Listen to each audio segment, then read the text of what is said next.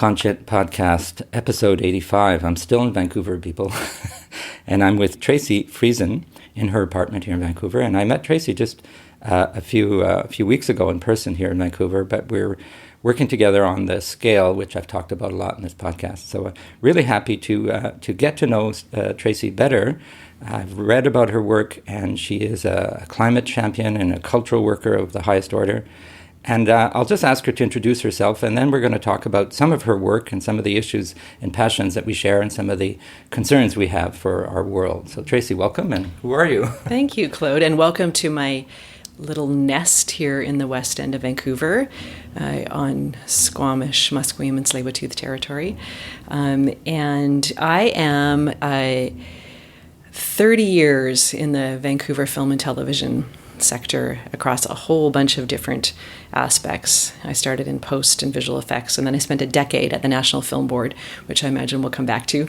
And in the last 10 years, I got involved in understanding and focusing on the power of media to affect social change, which led to writing a book called Story, Money, Impact, Funding Media for Social Change, and starting an organization with the same name. I also took some full-time jobs in that period of time. I spent a couple of years with the David Suzuki Foundation and a couple of years with a radio startup called Roundhouse. And right now I'm working full-time with the Canadian Media Producers Association, the BC branch based in Vancouver, which is an industry association that supports independent Canadian production companies. Well, I'm sure there's more to the story, but that's good to know that you've been in the cultural industry's world, but also in environmental issues and social issues and social change. So maybe we'll start with that. Tell me the story of Story, Money, Impact, because obviously it's an interest of yours, and you've set up a structure because there was a problem, I assume. So what was the problem? Well, good deduction. Toward the end of my time at the National Film Board, something dynamic I started noticing were documentary filmmakers who, so many of them are so driven by a social issue of some sort. And often in that structure, really literally, you see people mortgaging their houses. You see families being broken apart almost, for the pure need and wish and impulse to get these stories out to community to do the change that's embedded in them or that's intended by the filmmaker. And at the Film Board, luckily at the Film Board, which is amazing, we live in a country that supports that kind of cultural product with public money.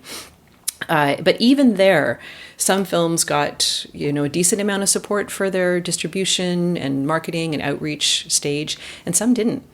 So the filmmaker would spend 1, 2, 3, sometimes 4 years getting this film to screen, and maybe it might go on an educational broadcaster, do 2 festivals, end up at that time on a DVD, and then start gathering dust.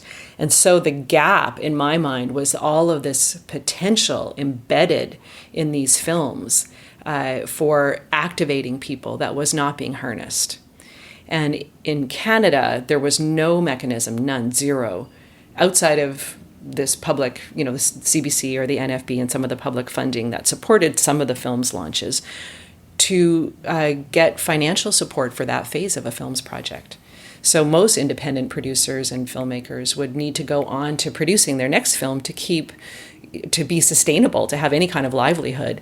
And these films would not do as much as they could do. So seeing that, I was motivated to try to figure out what was happening in other parts of the world, what was this dynamic kind of universal, and what could we learn if we looked outside. And the moment, the life-changing experience for me was being invited to an event called Good Pitch in San Francisco. I was still at the Film Board, but on my way out. I'd already given notice, and I was going to figure this out. And Good Pitch is an event that was started by an organization in the UK now called the Doc Society, then called BritDoc. And it brings it together a collection of films, 5, let's say, into a day-long public space with a highly curated audience of say 200 people, where somebody literally works like full time for 3 or 4 months to get the right 200 people in that room. And then if you can imagine a much more generous version of something like the Dragon's Den. Mm-hmm. So these film teams go up, they talk about their project, and then a moderator pulls, it's like an auction, pulls gifts and pledges from the audience and from a table at the center to help this film achieve its greatest potential. And it's just like through the course of I've been to 2 of them in New York. After that, I did that first one in San Francisco. And I'm like, oh, this is what it looks like when a group of interested parties come together to help make sure a documentary film is seen by as many people as need to see it. So that typically the kind of markets for films would see people pitching possible buyers. But in this audience, it's not-for-profits, it's foundations, it's impact investors, it's philanthropists, educators, all of the people who might give money. Of course, money's good, but also might say, I'm going to put that in my curriculum, that film. I'm going to host a screening on Capitol Hill. I'm going to introduce you to these, this well-known person who's an influencer who will spread the word. And over a course of about an hour for each film, people are standing up at microphones all over the space making pledges. Beautiful thing. And so I was like, this is the thing. And it got me then to recognize that there were foundations in the US and the UK and Australia that supported the outreach phases of films, and meeting that global network really of impact producers, and those who recognized with an aligned mission, a filmmaker is as needed in the ecosystem as are those who use their films. It changed the dynamic. Instead of this kind of desperate artist looking for money, it's like, no, we've been waiting for nothing more than that project that you made so that we can activate our community to fight for this cause. I assume that one part of that is understanding the story properly, right? Because if you're going to invest in the impact of something, you have to know what the person is trying to say. Mm-hmm. So, because some films take some time to understand what the issue is. So, I'm impressed by that because it's a gap in the arts in general. Mm-hmm. That great work is being produced that's not being seen or perceived or having the impact that it could or should have. And so how does that connect then to the climate emergency? I guess some of the work is about environmental issues, but also related social issues, I assume, like inequities and the full range of things that need to be addressed to have a just world and a just transition. Yeah. I mean, certainly Story Money Impact was more broad, as was the National Film Board, across any number of social issues. My own heart has always been with the climate, with the environmental issues with climate. Being Caribou was one of the first films that I did at the NFB that was thematically related to the environment. And I saw how that film, which was given to every American senator, along with a coffee table book, there were screenings that were we saw that film change the political legislation in the U.S., really. I mean, of course, there were other factors, but there was a huge amount of the impact was this tool being used by the Alaska Wilderness League to try to prevent drilling in the Arctic National Wildlife Refuge, and it worked, right? So I might talk a little bit about that one because it's a good example. One of the reasons that it worked is it actually kind of came off as an adventure film. It was bookended by this incredible, important issue, and then at the end they went to Washington, D.C. with their story. But the story was a couple following the caribou migration on foot for 7 months, just to see what it was like to be them and how hard it was for them to get to their calving grounds and to represent the fragility of the herd. And so it was adventurous, it was funny, it was shot by the couple all by themselves, it was intimate in their tent, it was broad vistas, it was amazing. And so people were watching it because of, this was their honeymoon, right? Because of this story. And then they were so impacted by what they saw. It was visceral. Right? And so I think that the learning through some of the projects that I've had a chance to either work on or just to study and do a deep dive is how do we touch people's hearts? I mean, it sort of speaking the obvious, it feels like now, but there's still this impulse to put data and stats and figures, and we're going to make people realize that this is really important and we have to pay attention. But I find even myself as an interested party, that kind of washes over me, and then I lose touch with it. So to activate people's their hearts, their feelings, they're attracted to a story. How is this going to end? Give them a reason to be rooted at their seat, to watch what's going to happen, is really important, and to show solutions. I'm a huge believer in solutions journalism and in showing the vision of how a world could be different. So in this quite old now film, it's like 15 years old, you got to see the vista where the caribou are living and how beautiful and untouched it is. And that ability to imagine a different future or imagine our world in a certain way, I think helps to give us enough, hope and optimism to go on. It's one of it's a bit of a, but it's one of the reasons why I was really drawn to Seth Klein's book, A Good War, because it had the story of World War II, which is a story I've avoided, frankly, a lot in my adult life. I have an aversion to the war and to military history, and I just didn't pay a lot of attention to it. That story is woven through the book, but most importantly, that roadmap of solutions is there too. So there's something to kind of not just feel despair, but like, yes, okay, this is something maybe that's doable, and here's a model that worked in the past, and this is how it might look like moving forward. Here would be my challenge to artists today, and maybe to you too, Claude.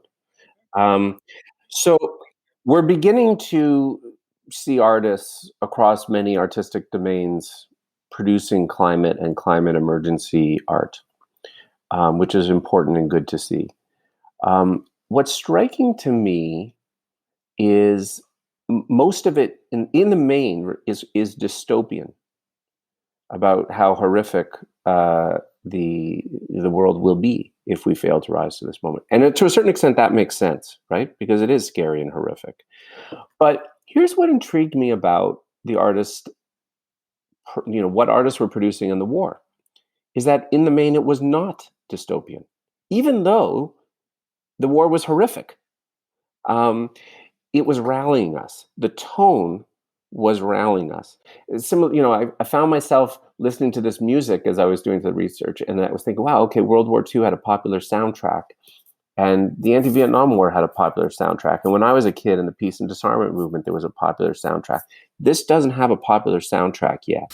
Well, as you know, we're working with the Climate Emergency Unit. A number of their staff are working with us in the Scale, this organization that you and I are working on. And one of the gaps we're finding, or one of the opportunities, I don't like the word opportunity because it sounds commercial, right?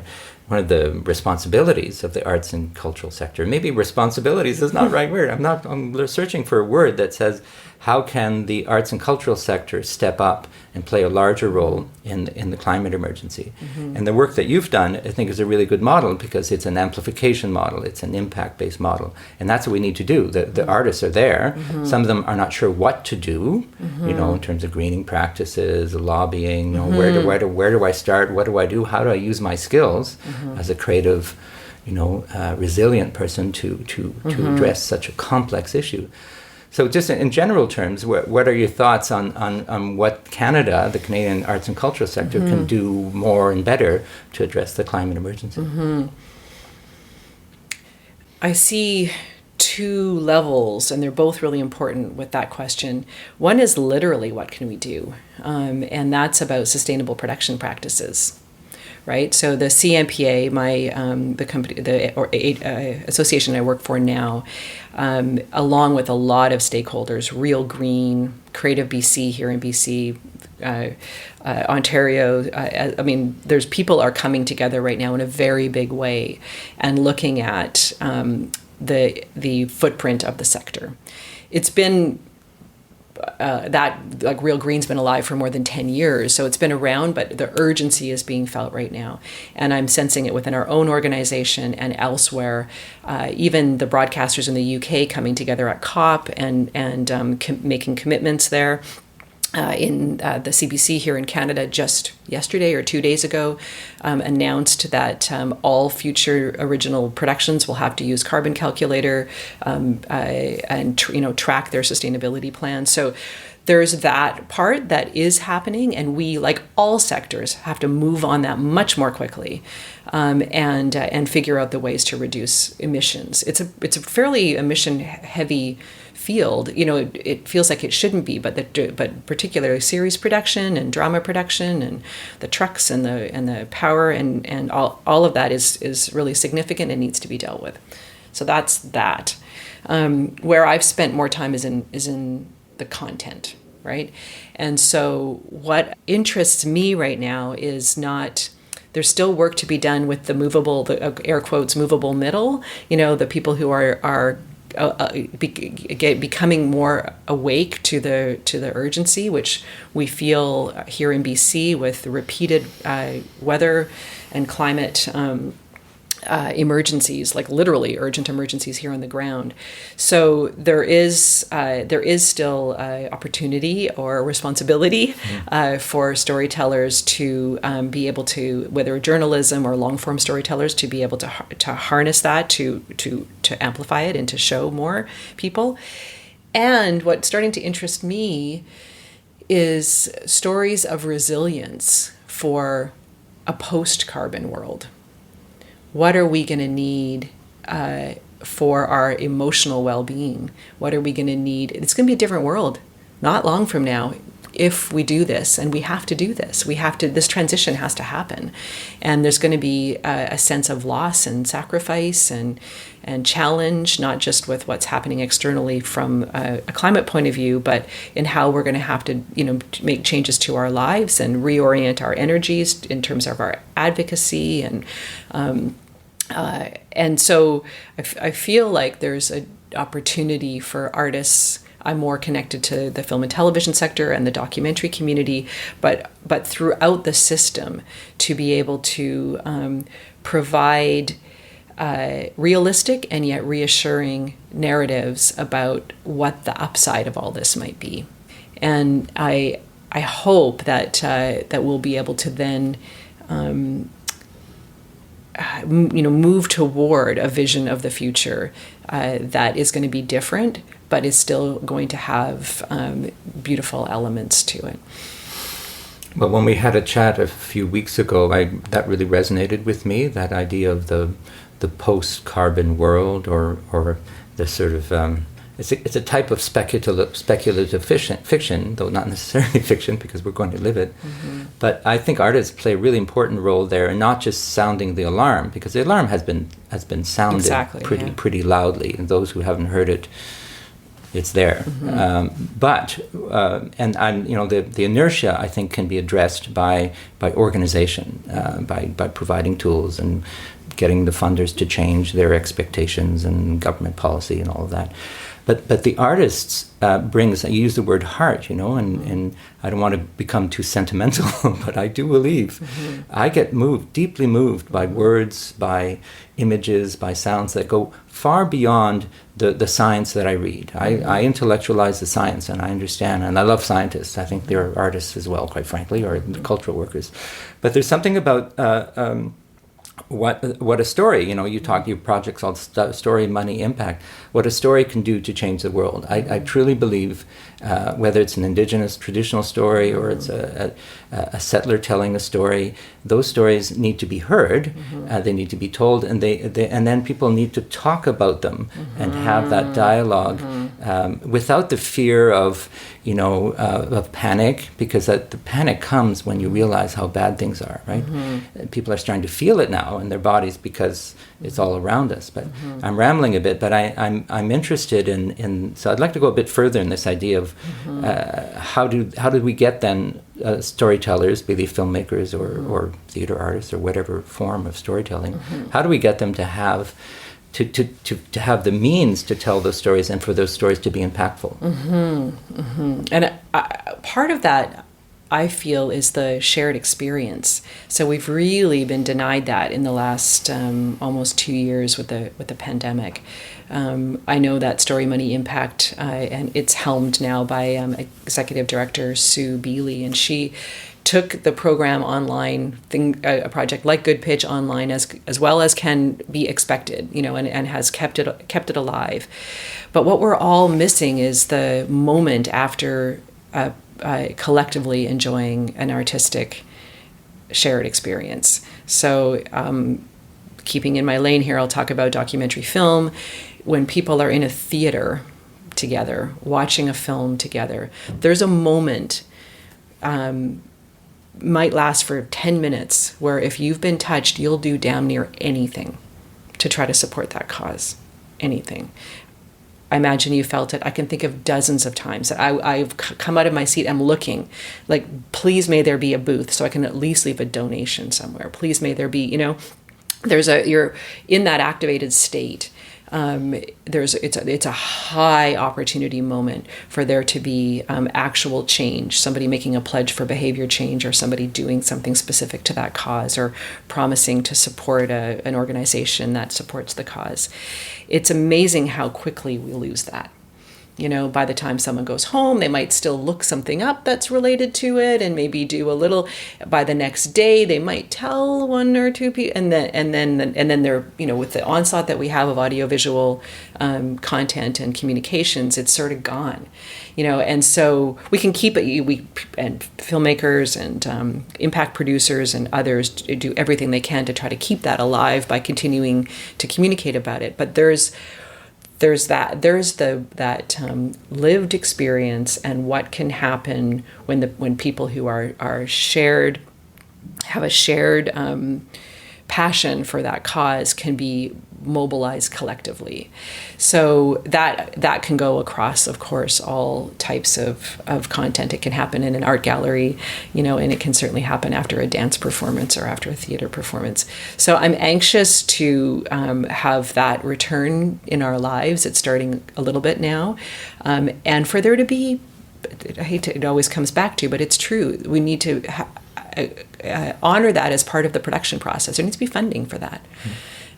In the States, with impact documentaries, many that show up in my book, their production budget and their impact campaign budgets were the same, or very similar. Sometimes the campaign budget was higher. There'd be films like Food Inc. or Bully, or they might have I'm making the numbers up here, but let's call it a $300,000 production budget, and they would have like a $300,000 impact campaign budget. It's amazing what you can do when you can take films to communities, when you can, almost hearkening back to the good old days of the NFB's Challenge for Change program in the 60s and 70s, where actually people went to the communities and sparked conversations, and then took those conversations back to the other communities and sparked enhanced conversations. So it's important work, and it's happening with Story Money Impact. There's a project called the Klabana Keepers about land defenders, largely women, Indigenous women in Iskut in British Columbia, and their very successful efforts around defending their territory from resource extraction. And that film's just about done, and that film will go to Indigenous communities, are the main initial audiences that the filmmakers and the community wish to see this, in order to inspire and give real tools, and to show other communities how the Klabana Keepers did it. And that's an amazing and bringing youth along for this intergenerational dialogue and exchange. That happens best in a kind of environment. It's high touch work because it's small groups of people coming together, in different locations. And what I would love to see is the Canadian foundation sector really see and honor the value of that stage of an art practice, and do what they can to support it financially, so that this impact lands. Well, that's duly noted, and certainly Scale is looking at how it can contribute to helping the sector have the tools and resources that it needs. Scale won't do it, but it can influence those, and we're talking to a number of foundations right now and funders who are really curious about what the sector. But it comes back to Seth Klein. I agree with you. A good war. I've done 2 interviews with Seth now. Just did one last week. And he's brilliant and very committed to arts and cultural and to all the sectors, but he's really making a pitch that arts and culture can play a very distinct role, a very powerful role, powerful in the best sense of the word powerful, but we need to organize ourselves. He's suggesting that agree on a set of 10 demands or principles and have that be your key messages going forward. That work needs to be done. And of course the arts and cultural sector is recovering from COVID, and people are, now we live in a hybrid digital world, and so the current landscape has a lot of potential, but how do you then move forward and not go back to the old ways, because we know the old ways are unsustainable mostly. What does this future look like? So that role of defining and creating space for people to feel good about a future. I'll play an excerpt. I sometimes insert excerpts. There's Ian Garrett's a colleague of ours who in Scale who gave a lovely little sentence about how he sees the future. I'll just insert it now. I don't want to confuse the end of an ecologically unsustainable, untenable way of civilization working in this moment with a complete guarantee of extinction. There is a future. It may look very different. And sometimes I think the inability to see exactly what that future is or plan for it can be confused for there not being one. And I'm sort of okay with that uncertainty. And in the meantime, all one can really do is the work to try and make that, whatever it ends up being, more positive. There's a sense of biophilia about it. So Ian is somebody who I admire a lot because he walks his talk. He's a teacher, he's an activist, but I think also artists provide that sense of possibility. Yes, there will be a future, and you've certainly done important work in setting foundations for that impact piece to become more important. As you say, it tends to be, there was a time in the arts, for instance, we thought if you produce the work, the people will come. Excellence drives everything. And you can have a whole lot of excellence, and if there isn't a sense of integration into the web of society or the texture of society, it might not go very far, no matter how good it is, or it'll stay at a very thin level. So it's a crowded marketplace, right? Yeah, and demands for our time. And social media also, for better or for worse, is there, taking people's attention. So we're coming near the end, Tracey. Is there anything that we have not covered? Yeah, I just want to riff off what you just said there. I think also there are so many important issues. We're in an incredible period of time around identity and around everything to do with privilege and reconciliation and racial reckoning, and there's so much that is so important to be given space and time at the same time, right? And so that is an issue. Disability. The reason that I know Seth is because I produced his mom's film. So Bonnie Scher Klein did a film at the NFB when I was there called Shameless, The Art of Disability. And there again, another example of sort of demystifying and destigmatizing and putting out into the world what it's like to be living with disability and not always be on a pedestal, and the whole structure of that film is 5 artists using their art to show what their worlds are like and to be able to find a voice and allow for this kind of public discussion around disability, and that's important. Like there's so many important issues, and I'm mindful that that with the climate emergency, it's so existential that it's captured my attention perhaps most strongly, because I really hope that in the kind of complicated, dynamic, kind of wonderful, wild world that we're in right now, that it's one thing that will impact all of us.